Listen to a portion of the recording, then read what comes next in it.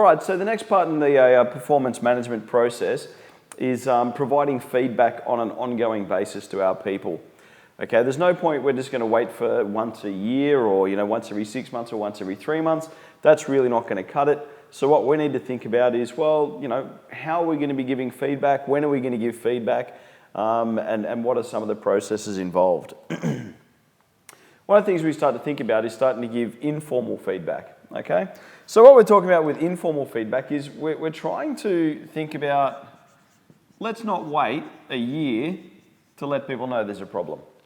Okay, what we're trying to look at there is to say, well, we have our formal process, which is our agreed times that we'll definitely sit down and say, okay, well, every quarter we'll sit down and give feedback. Every 6 months we'll have a half-yearly review, and once a year we'll have the annual. But I want to be able to give feedback on an ongoing day-to-day basis as well. And so what we call that is a system of informal feedback. And that is often, can be anything from a daily sales meeting to wandering by each day and saying, hey, look, that's really good, and providing information on the fly. Okay, because feedback's it's a critical part of the performance management system. Okay, and we always need to be letting people know where they stand. Okay, if they're going well, let's tell them they're going well. If they're not doing so well, then we need to get in early, intervene, and start moving people back on point. And so that means that we can always begin a process of delivering feedback at any given point. As I say, we don't have to wait for certain times. We can just, as we go through, begin to give the right here, right now feedback. Okay, without having to wait for a set time. We can literally just stop what we're doing and provide if we need to. Okay, the reason we do that is because we want to ensure that standards are maintained. Okay, so what we're trying to do there is make sure that, if we see anything sliding away, that we're straight on it and we're letting people know. We stop it, fix, and then let them move on again. Okay, if things are going wrong, we don't want to wait a long time seeing the thing happening the wrong way before we do something about it. Okay, we want to do quick intervention. Which also, if we're providing that feedback, we're stopping problems in advance, okay, or identifying issues. Okay, so it allows us to maintain a standard, and also if we act quickly, it allows us to identify what problems might be coming up in advance and prevent things from sort of going wrong, okay? So we want to get on that. The other thing it does is it reinforces. Okay, if someone's doing the right thing, tell them. Okay, we always talk about feedback in the case of, catching people out, but we don't want to catch people out. What we want to do is catch people out doing the right thing. Okay, if someone's doing the right thing, say something. Say, yep, look, that's what we expect from you. We've talked about that. That's a great job. Okay? It's not always about sort of catching people doing the wrong thing. Sometimes it's catching them doing the right things and then reinforcing that behavior and saying, yep, spot on, you've got it. Okay, so, and the other thing that it tries to do is it tries to make sure that, we're providing continuous communication. Okay, so we don't just want to set people a task and then not speak to them till the end. We want to keep that ongoing dialogue going where we're communicating to them that they're achieving their job, doing what we need them to do, and basically satisfying what we've asked them, what we've set them out to do.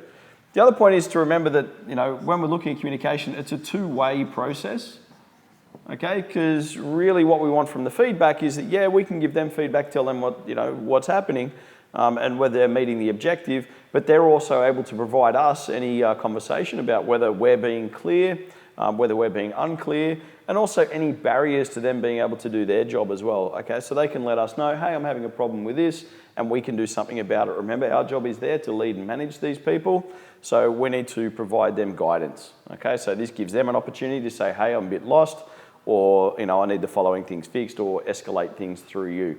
Okay, so that communication at all times is really important. Okay, which means that what we also need to do is just reinforce once again that it is a comfortable environment. Okay, and when I say comfortable environment, I don't necessarily mean the air conditioner's on. What I'm talking about there is that culturally it's a comfortable environment, that they feel they can actually share information with you, okay, that they're able to ask questions, to tell you if there's problems, and that they feel supported. Okay, because that's going to be an important one there. If they don't really feel that you listen, if they don't really feel that you're interested in what they have to say, they'll stop talking. Okay, and when they stop talking, then you're flying blind with your business. You won't know what the problems are. Okay, so really, it's about create that environment for them, which is about positivity and a good learning, learning space where they feel supported and actually engaged. And if you manage to do that, so far we'll be doing pretty well. So some of the considerations there and sort of the way we need to approach that is there's a few, sort of little considerations there.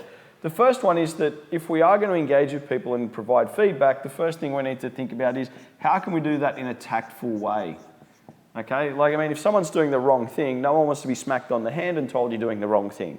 They don't want to be treated like a small child. They don't want to be abused. They don't want to, you have a bit of a negative message you may need to give them.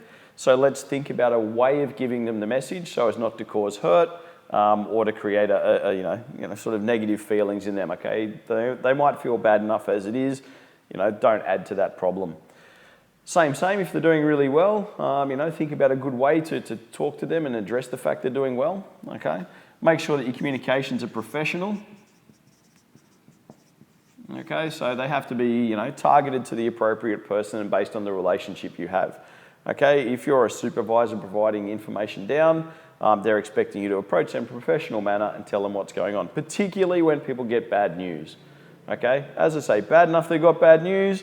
If you then, completely blatantly, oh mate, you completely stuffed it up this week in front of all their people, they're probably not going to feel so great about it. And, if there's any sort of derision or anything like that, they're probably going to get a little bit upset. So think about engaging professionally. Okay.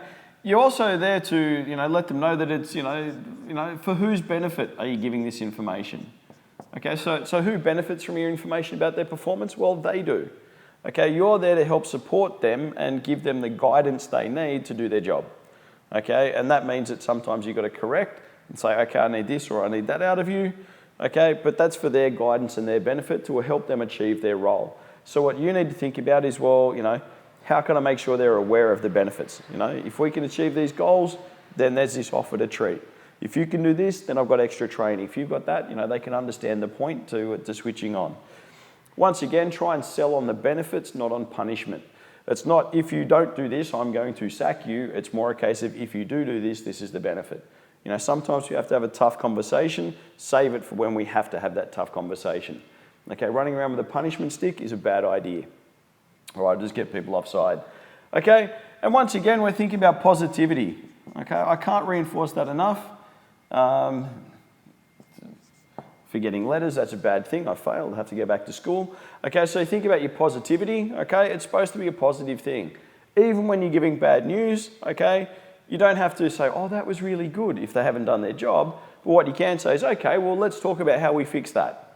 Okay, your conversation is not necessarily to say, oh, that's okay, but your conversation becomes about, well, how do we improve? Okay, yep, I want to work with you to really uplift this performance. Okay, yeah, it's not where we need it to be, but let's look at how we can take it forward. It shouldn't be, it's not where it needs to be, so let's see if I can hit you with my pencil. We're trying to coach and reward and encourage here, okay, and that's how we're going to get up there. And once again, constructiveness, okay, keep it constructive. Your conversation needs to be solutions-based, talking about how we can fix, okay? How we can push forward and what we can do to make things better, okay? You're not going to get anywhere if your whole conversation is, as I say, about punishment, if it's not delivered in a tactful way. But if you can observe that it's tactful, that you've maintained professionalism, you've outlined to them what the benefit is, you've given a bit of positivity about how this can happen, not that it can't, about how it can, and you've given some constructive advice about let's think about ways to solve your problem. Okay, so it's about why don't we try rather than you need to stop. Okay, so let's think about how we're going to do that. And if we do that, we should be getting okay. All right. Some of the things you need to consider there is when you're talking to them, tell them, why am I providing feedback? Okay, make sure it's appropriate. Make sure you're telling them why you're providing the feedback. Okay, so I'm providing this because I want to help you get this, or because I've noticed the following activities, whatever it happens to be. You need to also target the feedback so that it talks about, what skill or task or activity that you've observed that you're talking about. So I'm talking to you about the way you deal with your customers, or I'm talking to you about the way you've engaged with this, or I'm talking to you about the quality of your work or the way you cooked that, or whatever it happens to be. So we're getting very specific. Okay. We need to talk about, what the standard is. Okay, well, normally we'd expect you to do this. And then we talk about the facts. But when I look at what you've got, what I can see is you've got that. Okay, not an opinion. We need to back it up with a fact. Okay, and once again, why you're, what you're doing as a result of the feedback, and is this something you've observed or something that you've heard? Okay, now remember, we're trying to be objective and talk about outcomes. We're not saying, well, I heard someone said. Okay, this is really about you as a manager, what you've observed, what you've seen, and the data that you have. Okay, so backed up with facts. Okay, we don't trade in I reckon, we trade in facts. Because otherwise you're going to find there's something that you don't know has come out of it, and then there's a problem. Okay, so the way we might get that information, okay, about the facts of the case is we need to think about, well, what process am I going to implement to get this? Okay, so how am I going to get to a position where I can get good feedback? What information I need to collect? And ways we might do that is we might get a written report. Okay, so it could be a progress report. So, what we've completed. It could be off a Gantt chart and we're reflecting back to that. It could be off a sales tracking sheet given every weekly or each week or a daily sales figure or something like that. Okay, so some sort of written, clear information. We might actually be able to look at, the content of short meetings. Okay, we can get together, have a meeting, start asking questions, see what's going on. Observe behaviours, observe conversation, observe what takes place there. Okay, we might start thinking about a periodic review. Okay, so periodic review of an output. Okay, so when we're looking at that, we're looking at from time to time, working out what we want to look at, go by and literally observe. Just go by and say, okay, so what's happening here? You're setting out to build a house. By now the house should be here. I can't see the house being built. You said you're going to paint the fence. By now I should have a painted fence. There is no painted fence. Okay, so we can start to talk in those sort of terms as well. Go out from time to time and have a look. Okay, you might also have an informal peer assessment. Okay, so in that case, it might actually be asking peers, okay, so how's this person doing? Okay, you're working with this person on your team, how's that working for you? And they'll tell you, yep, everything's going well, or, we don't mind the guy, but what about this? Or that guy does not fit in with the team, okay? So in that case, that is when we might say, okay, well, we want to get some opinions, okay? When we go back, of course, to the conversation, we can't say that you are. What we're saying is that this is how it is. Okay, well, this is what people are finding. And lastly, we have a spot check. Okay, so same in the fence thing. We're not saying we'll check the fence to see if it's painted at the end of the day. With a spot check, we're just going to walk out at any given point, pick it, go find what's happening, and literally go look at it. Completely at random, whenever we feel the need to go out and have a quick spot check and to see what's going on. Okay, literally is go out of your office, go walking through your work site, have a look at what's happening, have a look at what people are doing, and get a bit of an idea of what's going on. Okay, so that's the way to do it. And that's a way of providing, or when we provide, we can start to think about using these things to provide face-to-face. Okay, we can provide the feedback face-to-face, okay? Because we're there, we're seeing people, we're talking to them, we're observing their behaviour, we're having meetings, okay?